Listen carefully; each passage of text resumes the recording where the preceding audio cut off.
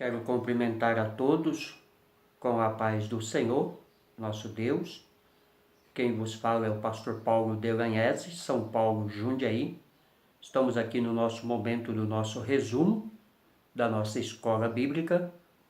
Quero convidar você que ainda não está inscrito no nosso canal do YouTube, se inscrever lá, através do seu celular, do seu tablet, do seu computador. Entre lá, digite paulo.delanhese. Ajude-nos a divulgar a palavra do Senhor. Compartilhe também com os seus amigos no Facebook. Compartilhe com os seus contatos no WhatsApp, pois através de você podemos alcançar aqueles que ainda não ouviu a palavra do Senhor ou que não pode frequentar uma escola. Estamos aqui toda semana levando uma palavra de Deus ao coração de milhares de pessoas através da nossa escola bíblica. O título da nossa leitura da escola, que é a nossa terceira aula, a salvação e o advento do Salvador. Essa aula será ministrada no dia 15 de outubro, no próximo domingo, pela irmã Simone, diaconisa Simone Delanhese. A minha esposa será a ministrante desta aula. E nós estamos aqui fazendo o resumo. Vamos ao texto áureo. E o Verbo se fez carne e habitou entre nós. E vimos a sua glória como a glória do unigênito do Pai, cheio de graça e de verdade. João capítulo 1, versículo 14. O Verbo se fez carne. Jesus se fez carne e veio habitar conosco. Jesus cumpre aqui a primeira profecia feita em Gênesis 3,15, que o próprio Deus sentenciou a mulher, Adão e a serpente, dizendo que da semente da mulher nasceria aquele que esmagaria a cabeça da serpente. E esse é exatamente o nosso Senhor Jesus. Verdade prática: o nascimento de Jesus Cristo se deu dentro do plano divino para salvar a humanidade. Por que dentro do plano divino? Porque foi algo que Deus planejou desde a fundação do mundo, pois a Bíblia diz que antes da fundação do mundo o Cordeiro já havia sido morto, ou seja, Deus sabia na sua onisciência, que o homem pecaria e necessitaria de um Salvador, e ele já havia providenciado esse Salvador através do seu próprio Filho, o Senhor Jesus. A nossa leitura bíblica em classe está baseada no Evangelho de João, capítulo 1, versículo 1 ao versículo 14. Vamos à palavra do Senhor. No princípio era o Verbo, e o Verbo estava com Deus, e o Verbo era Deus. Ele estava no princípio com Deus, e todas as coisas foram feitas por ele, e sem ele nada do que foi feito se fez. Nele estava a vida, e a vida era a luz dos homens. E a luz resplandece nas trevas, e as trevas não a compreenderam. Houve um homem enviado de Deus, cujo nome era João. Este veio para o testemunho, para que testificasse da luz, para que todos crescem por ele. Não era ele a luz, mas veio para que testificasse da luz. A luz estava ali, a verdadeira, que alumia a todo homem que vem ao mundo. Estava no mundo, e o mundo foi feito por ele, e o mundo não o conheceu. Veio para o que era seu, e os seus não o receberam. Mas a todos quanto receberam, deu-lhes o poder de serem feitos filhos de Deus, ao que crê no seu nome, as quais não nasceram do sangue, e nem da vontade da carne, e nem da vontade do varão, mas de Deus. E o Verbo se fez carne e habitou entre nós. E vimos a sua glória como a glória do unigênito do Pai, cheio de graça e de verdade. Então nós temos o texto, base aqui onde diz que Jesus é a luz do mundo, que ele veio para o mundo, que ele veio para os que eram seus, mas os seus o rejeitaram. Mas todos quanto o aceitar, ele então se torna a luz dessa pessoa. Ele se torna o Salvador. Glórias a Deus, que os judeus rejeitaram, porque quando os judeus rejeitou, eu e você tivemos a oportunidade de ter esse encontro com o Senhor maravilhoso. Na lição de hoje estudaremos a respeito do nascimento de Jesus, o Filho unigênito de Deus que veio ao mundo por amor e com a infalível missão de salvar a humanidade pecadora. O ministério terreno de Jesus teve início com seu nascimento na cidade de Belém, cumprindo as profecias do Antigo Testamento. Depois de retornarem do Egito, seus pais se estabeleceram na cidade de Nazaré, na Galileia, onde Jesus cresceu.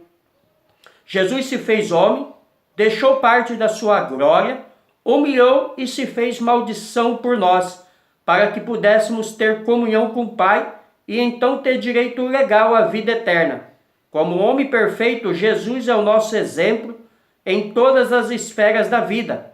Por isso precisamos olhar para Ele e seguir sempre os seus passos. Olhe firmemente para o Salvador e não permita que as dificuldades e tribulações da vida embaçem os seus olhos e o leve a perder o alvo da vida cristã, Jesus, o Salvador.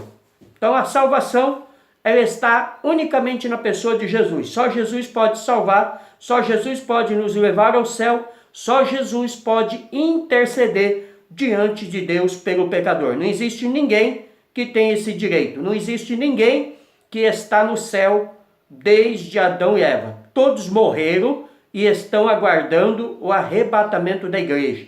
Jesus deixou bem claro no Evangelho de João que ninguém subiu ao céu senão aquele que de lá desceu. E o único que de lá desceu foi Jesus. Então esquece essa historinha que tem um santo protetor, que tem alguém, que tem mulher, que tem homem, que está lá no céu intercedendo por você. Só Jesus é o nosso verdadeiro e único intercessor.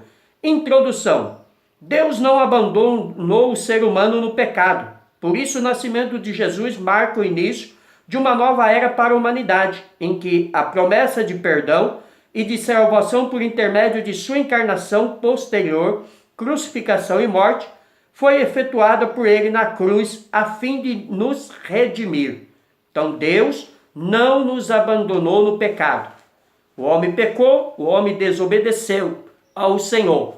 O homem tomou o pecado errado pela sua livre escolha, porque Deus já havia orientado os nossos pais, Adão e Eva, no jardim do Éden para que não comesse da fruta do conhecimento do bem e do mal. Mas a desobediência do coração deles fizeram eles pecar, como fazem hoje, né? Hoje em dia as pessoas conhecem a verdade, mas não querem praticar a verdade. Conhecem a verdade, mas não querem obedecer à verdade. Preferem viver uma vida promíscua, uma vida de mentira, uma vida desregada diante de Deus. Mas o Senhor, o nosso Deus, Ele providenciou o Salvador. Ele providenciou Jesus para mim e para você. Basta que o aceitamos. Basta que confiamos em sua promessa de salvação. Vamos saber como se dá a vinda de Jesus. O anúncio do nascimento do Salvador no Antigo Testamento. O Antigo Testamento dá abundantes predições sobre a vinda do Messias ao mundo. Na queda dos nossos primeiros pais, a vinda do Salvador foi apontada em Gênesis 3,15, como já dissemos, da semente da mulher nascerá aquele que esmagará a cabeça da serpente. No sangue dos animais, nos umbrais da porta, na noite da Páscoa, foi a lição que estudamos ontem, né? A nossa segunda lição, tipificando o cordeiro perfeito que morreria, né? Nos salvaria da morte eterna. No êxodo do povo judeu no Egito e nos 26 salmos messiânicos você encontra profecias à vinda de Jesus e outros. E na volta do exílio babilônico e nos profetas, especialmente o livro de Isaías, denominado livro messiânico do Antigo Testamento. Isaías 9, 11, 50. Nós temos aqui muitas referências para você acompanhar o que estamos falando aqui. Êxodo 12, 37, 51, 13, 17 a 22, Salmos 16, 10, 22, do 1 ao 35, 19, 72, enfim, são muitos salmos que falam da profecia do Antigo Testamento da vinda de Jesus. Vamos ao anúncio pelos anjos. O anjo Gabriel apareceu a Maria, ele deu instruções de como ela conceberia milagrosamente o menino Jesus. Lucas 1, 30, 38. Quando os anjos anunciaram o nascimento do Salvador aos pastores, esses foram tomados de grande alegria e glória do Senhor. Lucas 2, 9. Pois a ouvirem palavras tão alentadoras e o coral dos anjos cantando, foram imediatamente à procura do Salvador. Lucas 2, 13, 18. Então, Deus anuncia no Antigo Testamento e anuncia aos pastores através dos anjos, que Jesus havia nascido, que a profecia havia se cumprido, desfrutando pela humanidade. Ou melhor, desfrutado pela humanidade. A visita dos pastores e dos sábios simboliza toda a raça humana, à procura de Deus. Essa visita não se deu num belo palácio ornado de ouro, mas numa simples manjedoura, cheia de animais e palha, um lugar inóspito para o grande rei e salvador. Mas foi ali que Deus mostrou que em toda a sua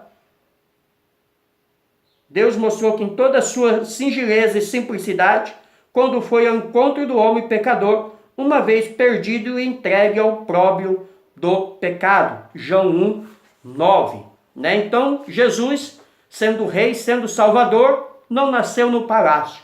Mas como todo mundo conhece a história, nasceu em um estábulo, nasceu em uma manjedoura, um local de alimento aos animais, um local onde os animais dormiam.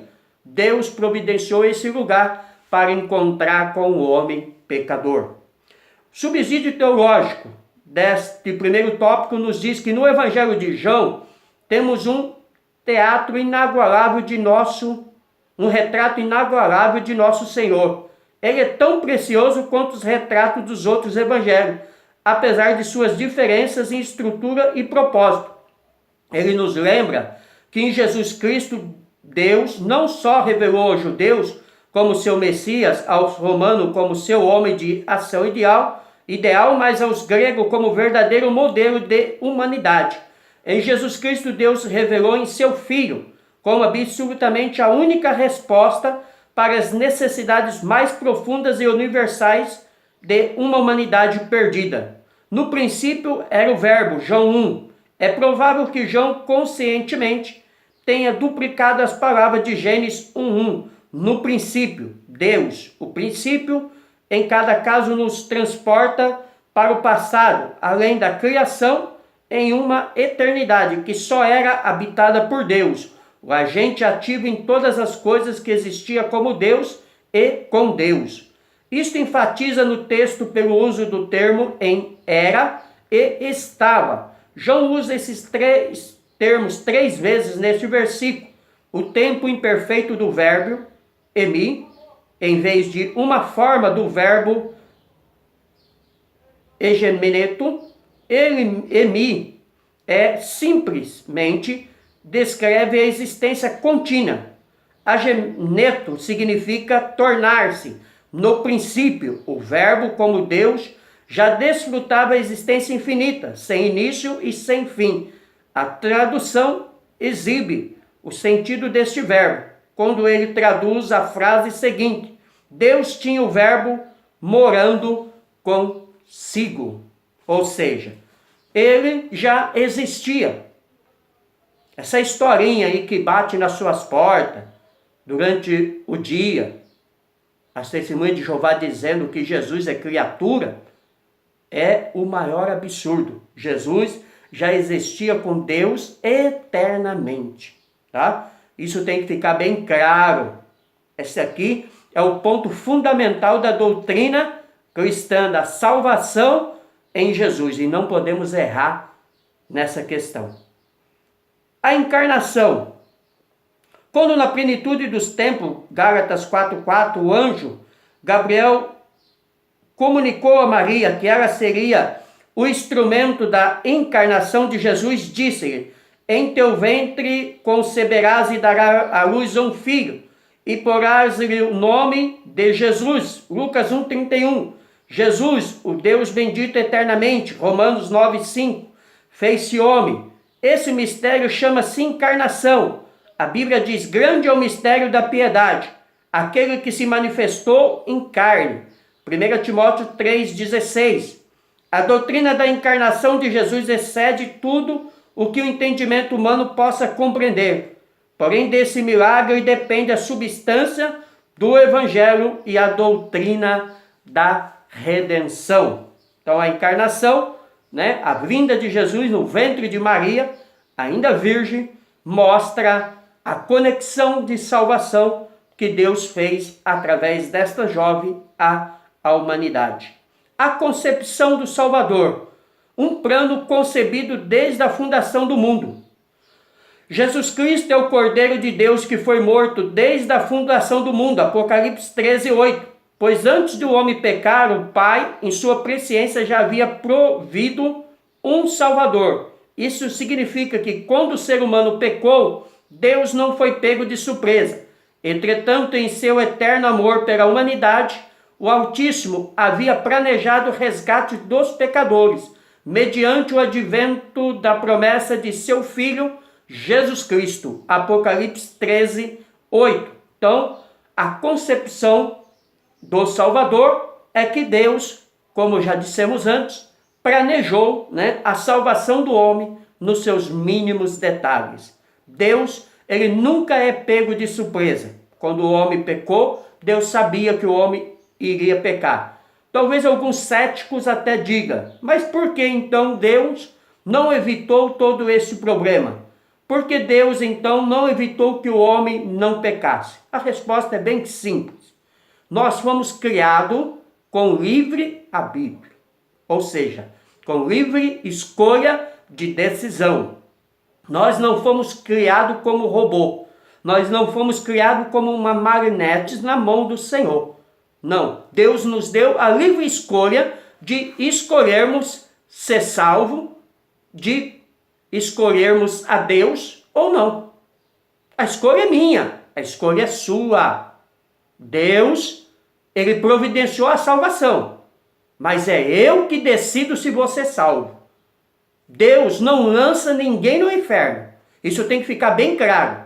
O homem e a mulher vão ao inferno pelos seus próprios pecados, pelas suas próprias atitudes. Bebedice, prostituição, homossexualismo, droga, crime. É a escolha do homem e da mulher que leva ele ao inferno. Mas Deus, ele providenciou a salvação e ele jamais é pego de surpresa quando o homem peca. Porque Deus é onisciente, onipresente e onipotente. O nascimento do Salvador. O nascimento do Salvador é um evento emblemático e simbólico acerca do propósito que ele veio realizar e salvar o mundo. João 3,16. Para isso o filho nasceu longe da casa, peregrinou para Belém sem acomodações adequadas, num ambiente inóspito e extremamente humilde. Lucas 2:1-7. Isso foi a demonstração da humildade divina, pois o Filho se esvaziou da sua glória para habitar de maneira humilde entre os homens. Filipenses 2:7. Que belo gesto de doação de si mesmo, pois não poderia haver maior entregue para mostrar esta verdade. Deus é amor. 1 João 4:8. Então o nascimento do Salvador se deu em um momento emblemático, Ele se humilhou, ele se esvaziou, ele se tornou servo, ele se tornou o mais humilde de todos os homens. Para quê? Para salvar a mim e a você. Para encontrar-nos com ele. Para nos tirar do pecado. Para nos tirar deste mundo mentiroso. Um roteiro divino de vida. Desde a fundação do mundo, Jesus foi o Salvador. E a partir de seu nascimento, essa realidade foi confirmada. Lucas 2:7, do 10 ao 11. Ele foi concebido por uma virgem, o que atesta o fato milagroso de ser o Filho de Deus incriado e gerado como homem pelo Espírito santo. Lucas 1:35. Jesus nasceu num contexto de pobreza, o que mostra sua humilhação e serviço aos desafortunados. Lucas 4:18 ao 21. O filho de Maria cresceu numa família, o que mostra a importância que Deus dá à célula master da sociedade. E hoje, a turma quer destruir a célula master da sociedade, com uma genealogia de gênero, dizendo aí que ninguém nasce nem homem nem mulher. Isso aí é uma mentira do diabo. Deus fez macho e fêmea, mostrando que o reino de Deus já havia chegado à terra. Lucas 10, 9 ao 11. Então que isso possa ficar mais do que claro, que Deus, Ele providenciou tudo sobre o nascimento de Jesus. Todas as formas, todas as situações, mesmo diante das humilhações, mesmo diante das afrontas, porque Ele queria mostrar a salvação à humanidade de uma forma diferente. Porque muitos esperavam Jesus no palácio, muitos esperavam Jesus como um grande legislador, um comandante, que viria para guerrear com o exército. Não, a guerra do Senhor não era uma guerra física, a guerra do Senhor é uma guerra espiritual. E foi isso que os religiosos da época não entenderam, foi isso que os judeus da época não entenderam, e por isso crucificaram. E muitos religiosos hoje, em nossos dias, continuam negando o Senhor. O nascimento virginal. Provavelmente nenhuma doutrina cristã é submetida a tão extenso escrutínio quanto a do nascimento virginal. Isto por duas razões principais. Primeiro, essa doutrina depende para sua própria existência da realidade do sobrenatural. Muitos estudiosos nesses últimos 2 séculos têm desenvolvido um preconceito contra o sobrenatural. E esse preconceito tem influenciado seu modo de analisar o nascimento de Jesus. A segunda razão para a crítica do nascimento virginal é que a história do desenvolvimento de sua doutrina nos leva para muito além do simples dado que a Bíblia fornece. A própria expressão nascimento virginal reflete essa questão. O nascimento virginal significa que Jesus foi concebido quando Maria era virgem e que ela ainda era virgem quando ele nasceu, e não que as partes do corpo de Maria tinham sido preservadas de modo sobrenatural, no discurso de um nascimento humano. Um dos aspectos mais discutidos do nascimento virginal é a origem do próprio conceito. Alguns estudiosos têm procurado explicá-la por meio de paralelos helenísticos, os enlaces que os deuses e as deusas mantinham com seres humanos na liturgia grega da antiguidade. São alegadamente os antecedentes da ideia bíblica. Mas essa teoria certamente desconsidera a aplicação de Isaías 7 em Mateus 1. Isaías 7, com sua promessa de um filho que nascerá, é o pano de fundo do conceito do nascimento virginal. Muitas controvérsias têm girado ao redor do termo hebraico, conforme usado em Isaías 7,14. A palavra é usualmente traduzida por virgem, embora algumas versões traduzem por jovem. No Antigo Testamento, sempre que o contexto oferece nítida indicação, a palavra significa uma virgem com idade para casamento. Então, esse contexto, essa história da virgindade, é um texto, como diz o autor aqui, emblemático, que muitas discussões têm se dado. Mas nós vemos que foi um ato milagroso do Senhor e algo que o Senhor havia prometido, já desde das antigas profecias, dizendo que a Virgem conceberia. Mas eu quero abrir um parente aqui, quero deixar bem claro que Maria, ela só foi virgem até a concepção de Jesus. Depois Maria teve relação sexual com José, seu marido, o que não é pecado, o que é normal entre um marido e uma mulher. Inclusive a Bíblia apresenta seus filhos. E essa historinha de dizer que é primo de Jesus é historinha para boi dormir, tá? Maria teve relação sexual com José, pois eles eram marido e mulher. Porque a Bíblia diz que José a conheceu. a conheceu, quando a Bíblia se refere a esse fato, é ter relação sexual, tá? Isso tem que ficar bem claro, porque não faz sentido dizer na Bíblia que José a conheceu se José já a conhecia. José era noivo dela, José tinha casado com ela, José tinha acompanhado a sua gravidez, José tinha visto o nascimento de Jesus e após a quarentena ele foi para a galera, ou seja, ele foi para o ato sexual, ele foi gerar filhos e filhas, porque isso é bênção do Senhor. Então chega com essas mentiras teológica inventada ao longo dos séculos pela Igreja Católica de dizer que Maria é virgem e continua virgem. Virgem coisa nenhuma. Amém? Vamos ao nosso próximo texto. O Verbo se fez carne e habitou entre nós.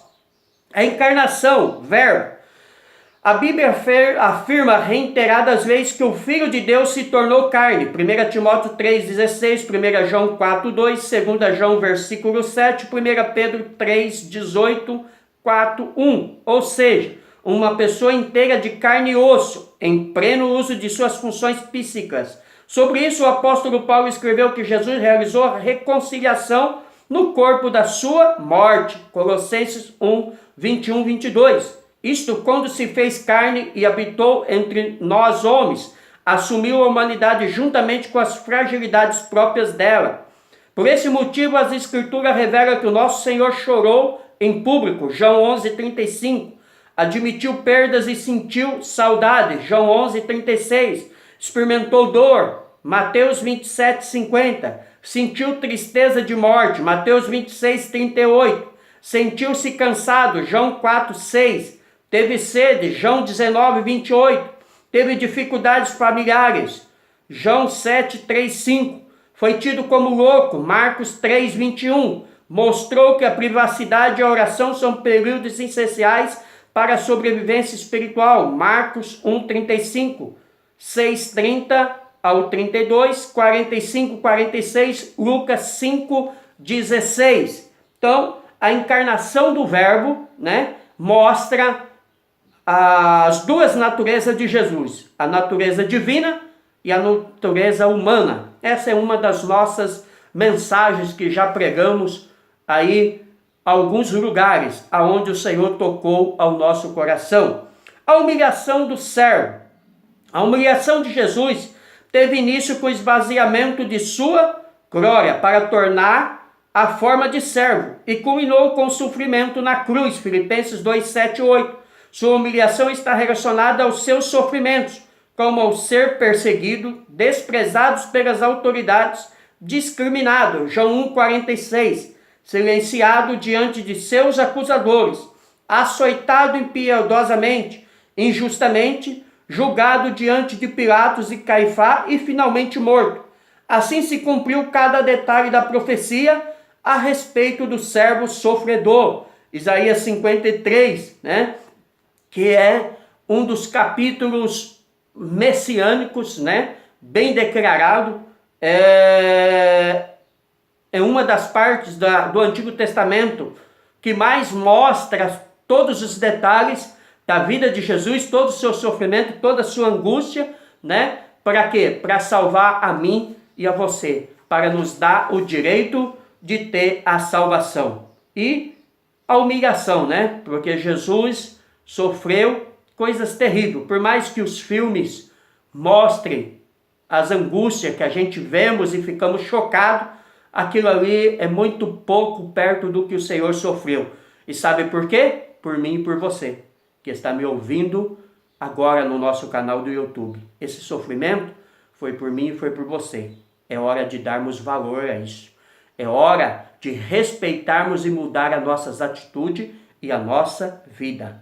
O exemplo a ser seguido. Quando andou na terra, Jesus nos ofereceu o melhor exemplo, dizendo e fazendo a vontade do Pai, e amando o próximo com um amor sem igual. João 4:34, Lucas 4:18-19. Logo a partir da vinda do Salvador, somos estimulados a priorizar o reino de Deus, a pessoa do Altíssimo em todas as áreas de nossa vida. não permitindo que nada tome o seu lugar em nosso coração. Assim somos instalados a amar o próximo na força do mesmo amor que o Pai tem por nós. Mateus 12, 30, 31. Então o amor ao próximo é o grande elo da vida de um verdadeiro cristão. João, o apóstolo, ele nos diz que se alguém disser que ama a Deus, que não o vê, mas não ama o próximo que o vê, esse tal é mentiroso.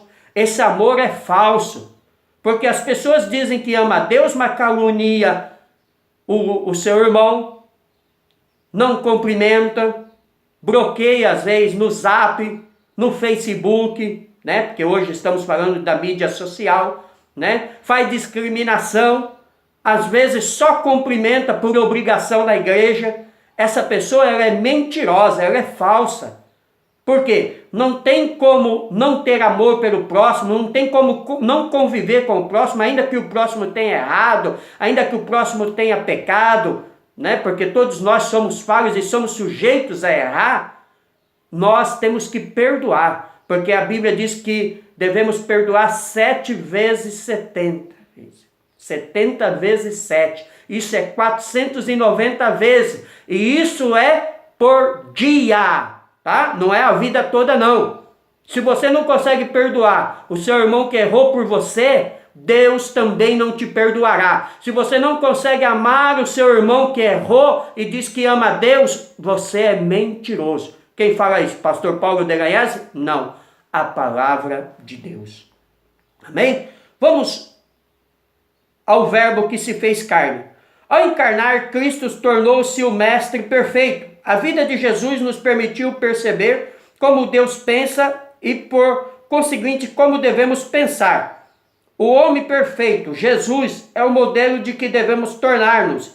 Ele nos mostrou como viver e nos dá o poder para trilhar esse caminho de perfeição. O sacrifício perfeito. Jesus foi sacrificado por todas as iniquidades do ser humano. Sua morte satisfaz as condições de Deus para a remoção do pecado.